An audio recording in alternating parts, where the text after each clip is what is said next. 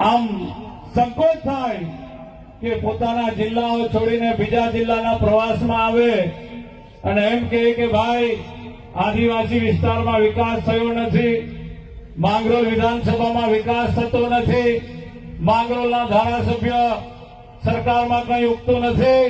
અરે બેટા, અમારો તો સરકારમાં પણ આજે એટલો જ વટ છે.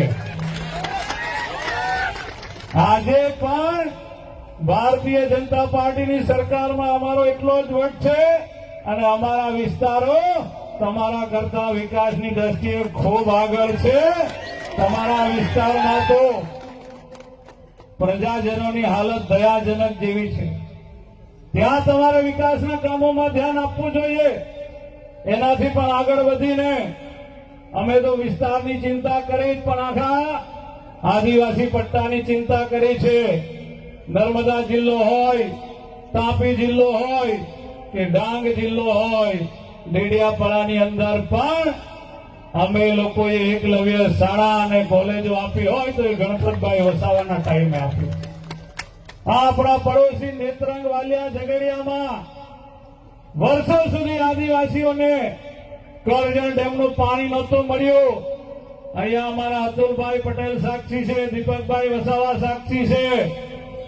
અમે વર્ષો સુધી લડત ચલાવી અને 450 કરોડના ખર્ચે કરજણ યોજનામાંથી વાલિયા ઝઘડિયા નેત્રંગમાં પાણી અપાવ્યું હોય તો એ ગણપતભાઈ વસાવાજીના પ્રયત્નોથી આવ્યું. સુરત જિલ્લામાં યુનિવર્સિટી લીધી નથી.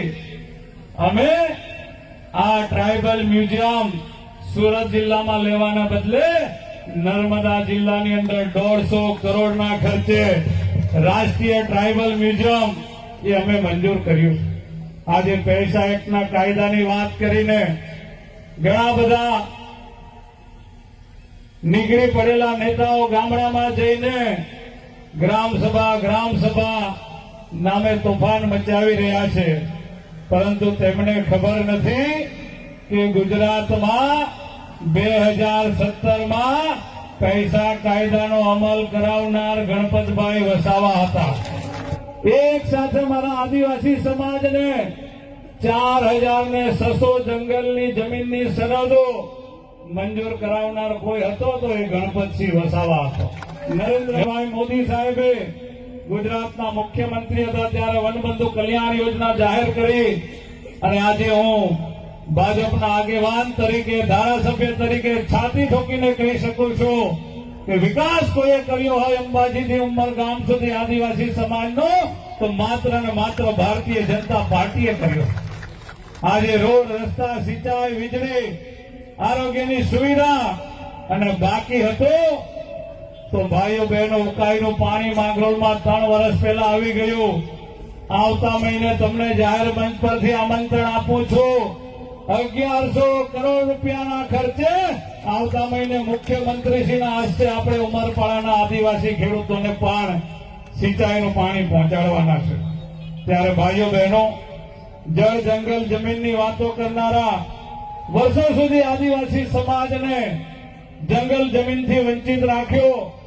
પણ આજે નરેશભાઈ સાક્ષી છે, જયરામભાઈ સાક્ષી છે. મને કહેતા ગૌરવ થાય છે કે મારા ગુજરાતમાં વર્ષોથી જંગલની જમીન ખેડનારા આદિવાસી ભાઈ બહેનોને સામૂહિક દાવા, વ્યક્તિગત દાવા અને માળખાકીય સુવિધામાં 13 લાખ એકર કરતા વધારે જંગલની જમીન આપી હોય તો એ ભારતીય જનતા પાર્ટી આપી છે.